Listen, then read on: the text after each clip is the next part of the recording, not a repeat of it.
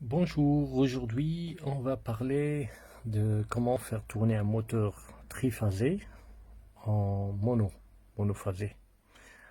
Donc d'abord il faut savoir repérer les bornes. Vous voyez ici on a 6 bornes.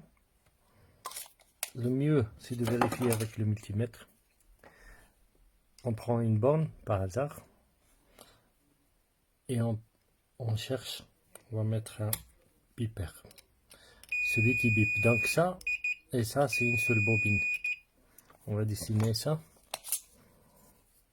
On va dessiner ça comme ça. 1, 2, 3. Ici 1, 2, 3. Donc notre bobine, il va comme ça.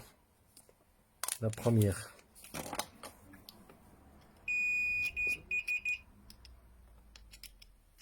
Donc celle-là, elle bip avec ça. Ça c'est la deuxième. Et la troisième, ça va être de là jusque là. On va voir ça maintenant.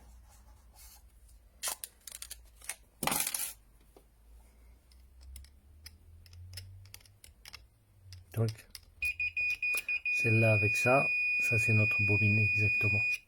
Donc c'est comme ça qu'on repère. Il faut ça, comment repérer les bornes.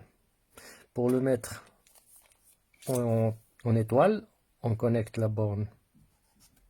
Je vais les numéroter pour 4, 5, 6. Donc le 1, 2 et 3, on doit les connecter ensemble. Et alors on branche les fils, les 3 fils ici. 1, 2 et 3 pour le triphasé.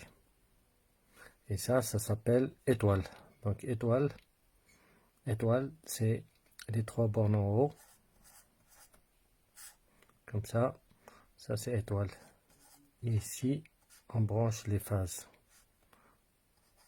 Phase 1, et ici le 2 et le 3. Ça c'est en étoile. En triangle, on fait comme ça. On branche ça avec ça, ça avec ça, ça avec ça. Donc si on branche ça avec ça et ça avec ça, ça donne un sorte de triangle comme ça. On est branché ici, là et là. Et ça c'est les résistances. Les 3 résistances qu'on a ici. Et pour l'étoile, c'est comme ça et comme ça. Résistance. Donc ici phase 1, 2 et 3. Ici phase 1, 2 et 3. Donc c'est comme ça, triangle. Et comme ça, étoile. Pourquoi on parle de ça? Parce que justement, si on veut faire tourner notre moteur en monophasé, on est obligé de le câbler en triangle. En triangle. Donc comme ça. Ça veut dire on doit mettre les barrettes comme ça. Voilà. Ça c'est pour commencer. Donc on a les barrettes ici. On va les placer une ici. Une là. Et une là. On a 3 barrettes. Maintenant on veut passer en monophasé, ça veut dire qu'on va utiliser que 2 fils, pas 3. C'est plus 3 comme ça, mais 2 seulement. Jamais utiliser le verre pour un conducteur actif qui conduit le courant, ça c'est uniquement pour la protection. Le verre, protection. Donc pour le moment, on va montrer comment brancher un moteur triphasé en monophasé. Mais je vais expliquer tout ça après. Je vais montrer d'abord le câblage. On place 2 fils ici, par exemple, ou comme ça, par exemple, c'est pas grave, ou même comme ça. Ah, bon, je vais commencer d'abord comme ça. Il reste un libre. Vous voyez, il y a un fil, un conducteur libre, il n'y a pas de fil. Je vais brancher mon fil dedans. Voilà. Et ça, c'est le fil de mon condensateur. C'est un condensateur qui s'appelle condensateur permanent. pas le condensateur de filtrage permanent. J'expliquerai après la différence. Ensuite, le deuxième fil de mon condensateur, vous voyez, il y a deux fils. Le deuxième, je vais le brancher soit ici ou soit là.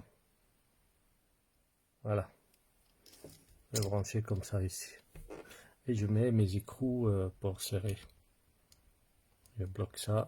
Hop, trois écrous et je serre. Il faut pas oublier non plus, faut pas oublier la terre. On a branché la masse ici. Ça, il faut bien fixer avec la carcasse du moteur pour éviter des problèmes de, comment ça s'appelle, les problèmes de, allez, on va fermer ça, les chocs électriques, pour être bien protégé. Toujours mettre des connecteurs au lieu de mettre des fils parce qu'ils peuvent lâcher et faire des problèmes. Si un fil il lâche, le moteur il va tourner sur deux phases, il va griller. À éviter. Vaut mieux avoir un connecteur comme ça. On achète la pince une fois pour les connecteurs. On peut s'en servir toute la vie, quoi. Donc voilà, on va faire quelque chose comme ça.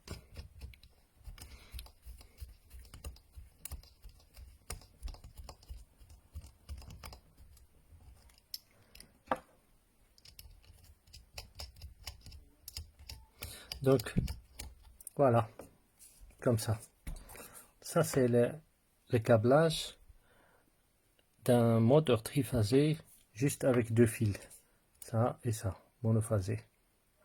Si on veut avoir une autre, par exemple si le moteur tourne dans ce sens là et on veut le faire tourner dans l'autre sens, il suffit de permuter, par exemple changer ce fil là avec celui là, il va tourner dans dans l'autre direction. Qu'est-ce que j'allais dire? Ouais, ça c'est un moteur, un petit moteur, c'est un, je dirais 600 peut-être, c'est 0,18 kW, c'est 180 watts, un petit moteur. Normalement ce genre de couplage là, on peut pas l'utiliser sur de moteurs qui soulèvent une charge, qui doivent tirer beaucoup de puissance. On utilise ça pour des ventilateurs par exemple. Il n'y a pas de charge sur les listes de ventilateurs, et donc avec ce système là c'est toujours bien. On perd environ 25% de la puissance du moteur, mais il fonctionne très bien avec ce système là. Normalement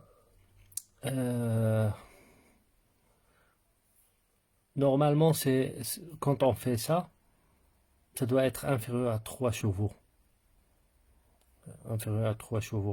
et ou bien inférieur à 2200 watts, plus ou moins 2200 watts. Il faut pas aller au-delà parce que sinon on aura un mauvais fonctionnement.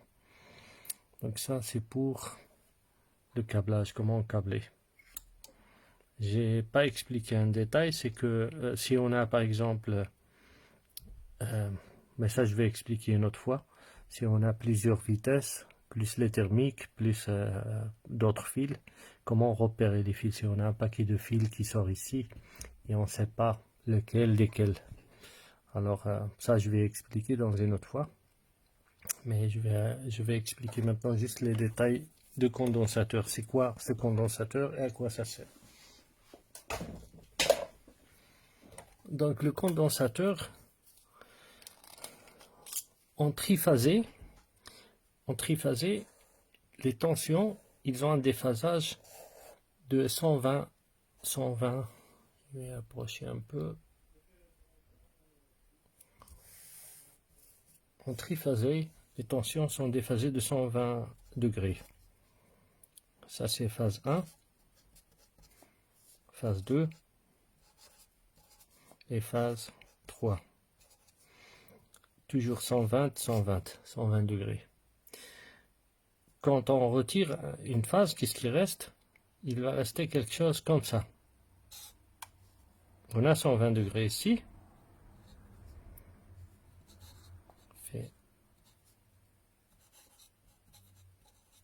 mais on a retiré la phase 3. Qu'est-ce qui se passe? Si on veut créer une phase avec le condensateur permanent, c'est ça le rôle de condensateur permanent, il crée une phase, si vous voulez, qui n'existe pas, virtuelle, quoi. C'est une phase électrique, quoi. Et cette phase, il a un déphasage avec ça ou ça de nanodegrés. Il va être comme ça.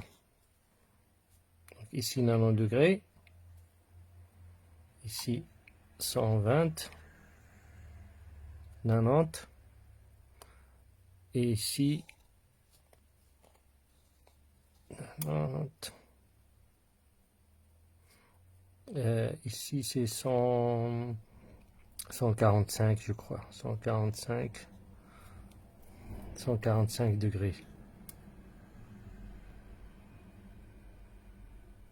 Oui, 145 degrés. 145 degrés. Et le moteur, il fonctionne dans cette configuration-là. Si vous voulez, si tu mets un peu de charge, il va commencer à avoir des difficultés.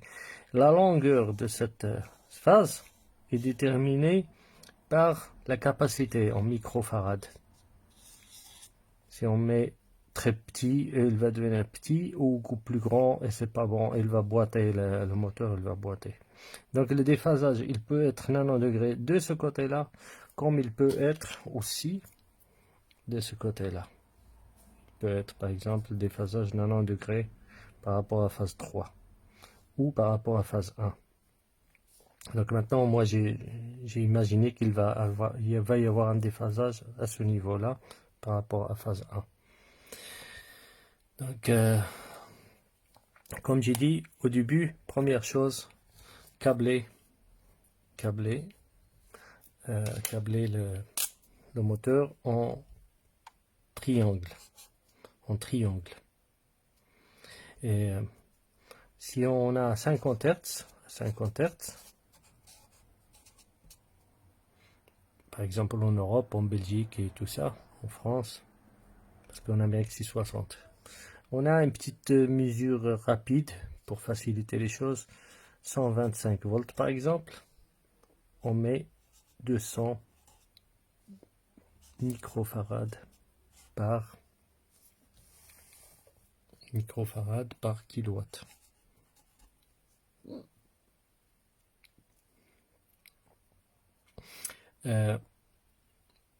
Ensuite, pour le 220 volts, on met 70 microfarad par kilowatt.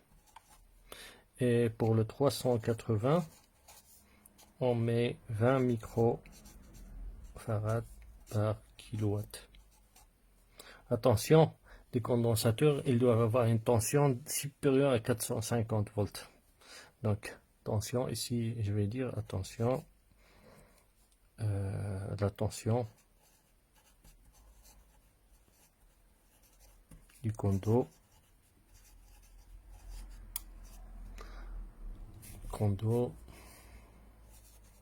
doit être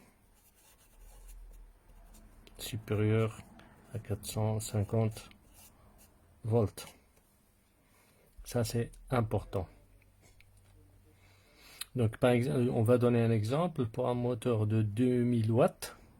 Pour un moteur de 2000 watts, moteur 2000 watts, 2 kW, à 220 volts, il faut avoir 2 fois 70. Il faut avoir 2 fois 70 microfarad. Voilà, 2 fois 70. Donc pour chaque 100 watts environ, tu mets 7 microfarad. Pour chaque 100 watts,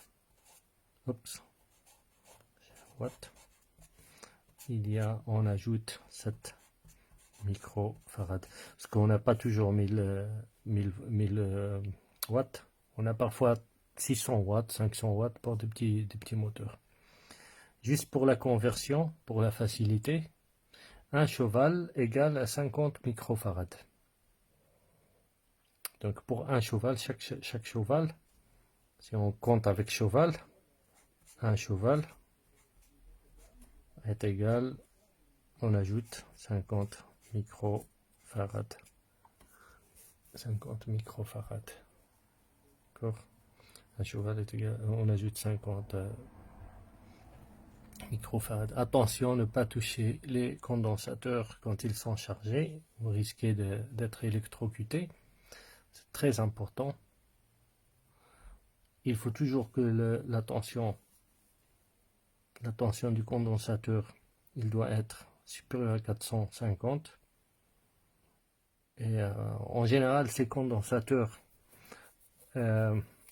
ils ont des valeurs trop faibles, ils ne sont pas très grands, pas comme les condensateurs de filtrage qui ont une valeur beaucoup plus grande. Donc ça, ce condensateur, il sert à créer cette phase-là que je viens d'expliquer, une phase virtuelle ici, pour que le moteur il arrive à tourner. Parce qu'avec 2 phases, il se peut qu'il va tourner, mais il va griller rapidement. Il y a trop de tension sur les phases, il va griller, il va brûler. Voilà, donc ça c'est une petite explication pour les condensateurs permanents. Merci pour votre attention et à la prochaine fois.